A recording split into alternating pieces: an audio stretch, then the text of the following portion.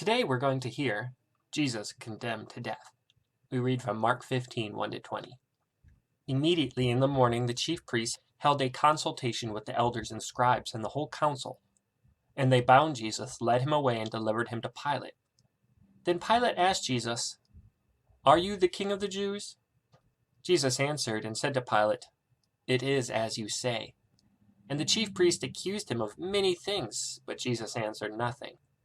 Then Pilate asked Jesus again, saying, "Do you answer nothing? See how many things they testify against you." But Jesus still answered nothing, so that Pilate marveled. Now at the feast he was accustomed to releasing one prisoner to them, whomever they requested.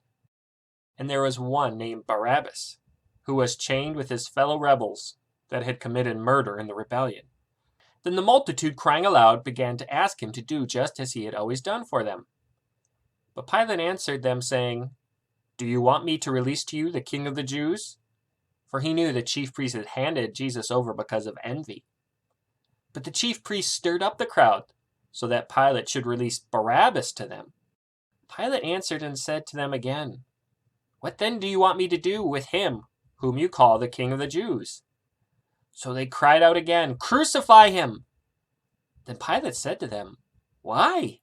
What evil has he done?" But they cried out all the more, "Crucify him!" So Pilate, wanting to gratify the crowd, released Barabbas to them, and he delivered Jesus, after he had scourged him, to be crucified. Then the soldiers led Jesus away into the hall called Praetorium, and they called together the whole garrison. And they clothed Jesus with purple, and they twisted a crown of thorns, put it on his head, and began to salute him. "Hail, King of the Jews!" Then they struck him on the head with a reed and spat on Jesus, and bowing the knee, they worshipped Jesus. And when they had mocked Jesus, they took the purple off him, put his own clothes on him, and led him out to crucify him. A couple of words I want to talk to you about today. One is king. What does a king do? Well, a king's job is to see that justice is done, that if someone breaks the law, they are punished. And a king's job is also to protect his people. 4 times in our text, Jesus is called the King of the Jews, and he does not deny it, but confirms he is indeed the King of the Jews, and he is indeed our king as well.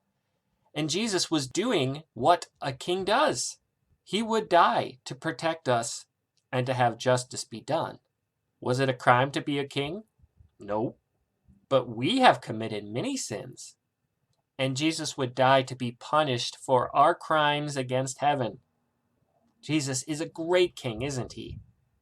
A king who would let his own ungrateful people kill him to save those same sinful, ungrateful people. The other word I want to talk to you about is envy. Have you ever envied someone? Envy is when someone has something we want and we are angry about it. Often the person is smarter or better than us at something. Maybe they're better at singing or at baseball. And we see people praise them for their great skill. And we get angry because we want people to praise us instead. Is that a good reason to be angry at someone? No, that is a terrible reason. That is a sinful reason. Pilate knew the leaders of the Jews were envious of Jesus. Jesus could do miracles. They couldn't. The people held Jesus in awe. Jesus was also good and without sin. The leaders of the Jews were not. This is why they envied Jesus. Was that a good reason to envy Jesus? No, not in the least. This was a terrible and sinful reason. What they were doing was wrong. We have envied people too. That was a sin on our part as well. But Jesus died for that sin as well. Jesus died to forgive all our sins. Glory be to Jesus, who in bitter pains poured for me the lifeblood from his sacred veins. Those are words from a hymn that we sing every Lent. And the hymnal we use here, it is hymn 158. And it's a good hymn to learn, and we're going to learn it this week. We're going to learn the first 2 verses. Glory be to Jesus, who in bitter pains poured for me the lifeblood from his sacred veins. Verse 2 goes, grace and life eternal, in that blood I find. Blessed be his compassion, infinitely kind.